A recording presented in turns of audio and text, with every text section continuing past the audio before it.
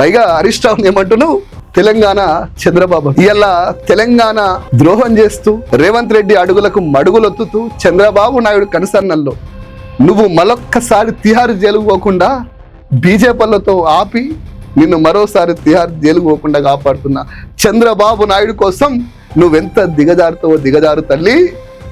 అందుకే చెప్పిన, ఆనాడు చెప్తున్నా ఈనాడు చెప్తున్నా, నువ్వు మళ్ళీ తిహార్ జైలుకు పోతావు.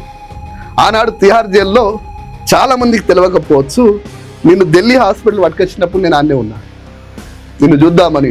అయ్యో మా అక్కకి అన్యాయం జరిగిందని.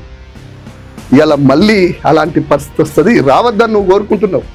ఎందుకంటే ఇంత విలాసవంతమైన వందల కోట్ల రూపాయల ఇంట్లో ఉన్నదానివి కదా, చీకటి గదుల్లో మగ్గడం నీకు ఇష్టం లేదు. ఈసారి పోతే ఆగమవుతాం, నాకు కూడా తెలుసు, పోవద్దనే కోరుకుంటున్నా. కానీ నీ వల్ల తెలంగాణ ఆగమవుతుందంటే చూస్తూ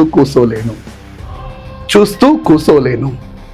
మళ్ళీ చెప్తున్నా, చంద్రబాబు నాయుడు ఆదేశాల కోసం పనిచేస్తుంది నువ్వు. కేసీఆర్ ఆదేశిస్తే చావడానికి సిద్ధంగా ఉండే ఒక సైనికుడు, ఉద్యమ సేనాధిపతి హరీష్ రావు.